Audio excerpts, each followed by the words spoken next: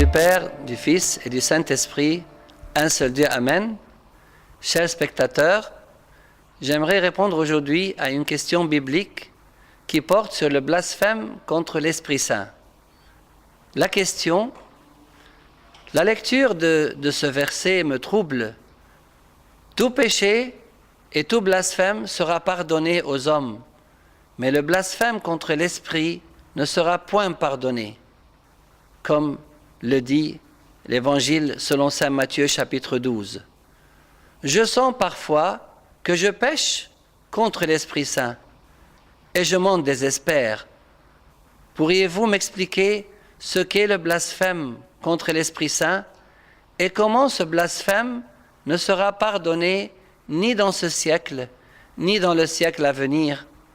Comment s'accorde la miséricorde de Dieu et son refus de pardonner ce péché? La réponse: vos craintes viennent du démon qui veut vous faire succomber au désespoir. Mais rassurez-vous, je vous expliquerai avec l'aide du Seigneur le sens du blasphème contre l'Esprit Saint et quel est le péché sans pardon. Blasphémer contre l'Esprit Saint n'est pas nier sa divinité et son rôle, ou l'injurier. Si des hérétiques se repentent et croient à nouveau, Dieu leur pardonnera leur incrédulité passée et leur moquerie envers Dieu et son esprit. Ainsi, quand les adeptes de l'hérésie de Macdonius, qui niaient l'Esprit Saint, se repentirent, l'Église les accepta et leur accorda l'absolution. Quel est alors le blasphème contre l'Esprit Saint et comment ne sera-t-il pas pardonné? Le blasphème contre l'Esprit Saint est le refus définitif et permanent de son rôle. C'est un refus qui dure la vie entière. Et comme conséquence à ce refus, il n'y a pas de repentir ni de pardon naturellement. Dieu, dans sa miséricorde, accepte tous ceux qui se repentent et il leur pardonne. C'est lui qui a dit « Je ne mettrai pas dehors celui qui vient à moi ». Les pères disaient avec raison « Le seul péché sans rémission est le péché sans repentir ». Ainsi, persister dans le péché jusqu'à la mort sans se repentir, c'est périr selon ce que dit le Seigneur. Si vous ne vous repentez pas, vous périrez tous également. Le refus de se repentir jusqu'à la mort est donc le seul péché impardonnable. On peut alors se poser la question, quelle est la relation entre le repentir et le blasphème contre l'Esprit Saint? C'est une relation claire, car personne ne peut se repentir sans l'action de l'Esprit Saint qui convaincra le monde en ce qui concerne son péché. C'est lui qui guide et encourage l'homme dans la vie spirituelle. Il est la force qui aide à toute bonne œuvre. Personne ne peut accomplir d'œuvre spirituelle sans l'association du Saint-Esprit. Le refus d'associer l'Esprit Saint ne peut jamais enfanter le bien que l'apôtre appelle le fruit de l'Esprit. Et celui qui est stérile et ne produit pas de bons fruits sera coupé et jeté au feu.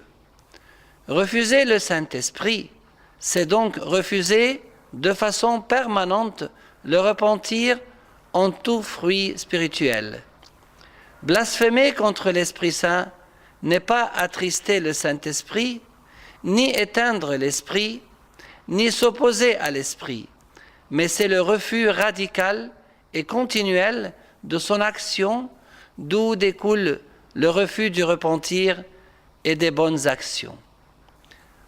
On peut se poser la question, qu'en serait-il de l'homme qui a radicalement refusé l'œuvre du Saint-Esprit, mais qui a décidé de se repentir et de l'accepter?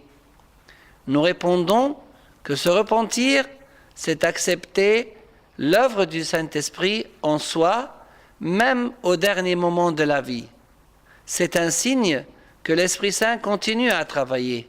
Cela ne peut donc être le cas d'un blasphème contre l'Esprit Saint tel que nous l'avons déjà expliqué.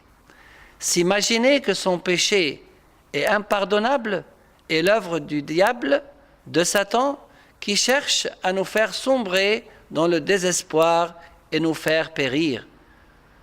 Je rassure celui qui pose cette question, car le fait de la poser prouve son vif intérêt pour son destin éternel. Cela n'est que l'action de l'Esprit en toi et ne peut jamais passer pour un blasphème contre l'Esprit Saint. Il nous reste à répondre à la dernière partie de la question. Se peut-il que la miséricorde de Dieu s'accorde avec son refus de pardonner? Je dis que Dieu est toujours prêt à pardonner.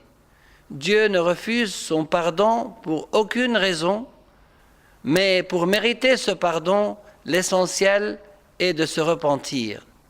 Si quelqu'un refuse de repentir, Dieu l'attendra jusqu'aux derniers instants de sa vie, comme il l'a fait avec le bon larron, mais s'il persiste dans son refus et repousse l'action de l'Esprit jusqu'au bout, il sera le seul responsable de sa perte et non pas Dieu de miséricorde.